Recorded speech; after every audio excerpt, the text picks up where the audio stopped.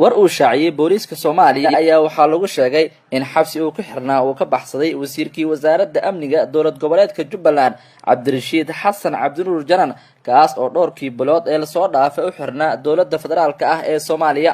taliye ku-xigeenka ciidanka booliiska Soomaaliya Zakiya Xuseen Axmed ayaa xaqiijisay baxshashada wasiirka iyada oo sheegtay in laamaha amniga Soomaaliya ay ku raad joogaan inkastoo aysan shaacin halka uu ku xirnaa.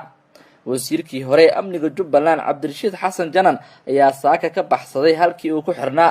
hay-adaha amniga ayaa ku raad joogo inay gacanta ku soo dhigaan eedeysanahaas oo loo haysto dambiye kala duwan. shacabkuna waa inay soo wargeliyaan haddii ay arkaan ayay tiri taliye Zakiya. 31 bishii Agoosto ee sanadkii tagay ee 2019 ayaa dowladda Soomaaliya ay xirtay Cabdirashiid Janan xilli uu ka dhoofayay garoonka diyaaradaha Muqdisho. waxaana lagu eedeeyay inuu dambiye kala duwan uu ka geystay deegaano ka tirsan gobolka Gedo.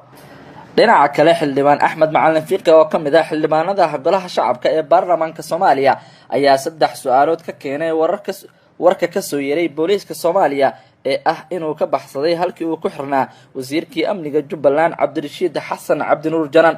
xildhibaanka oo qoraal uu soo dhigay bartiisa Facebook waxa uu ku sheegay in markii hore dowladda ay soo afduubatay wasiirka sidoo kalena aan loogeyn halka uu ku xirnaa.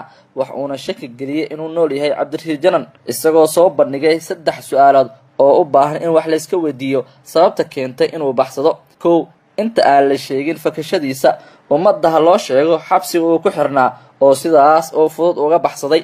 yaa mas'uul ka ahaa wasiirkaas la soo afduubtay oo loo xilsaaray ilaaladiisa iyo ma dhici kartaa in warka baxsashada ah loogu marmarsiinayo in la qaarijiyo oo saacadaha soo socda ay Zakiya mar kale sheegi doonto isagoo sii baxsanaya ayaa askartii ceersanaysay xabada ay ku rideen sidaasna uu ku dhintay ayuu yiri xildhibaan Axmed Macalin Fiqi oo ka mid ah xildhibaanada golaha shacabka Soomaaliya.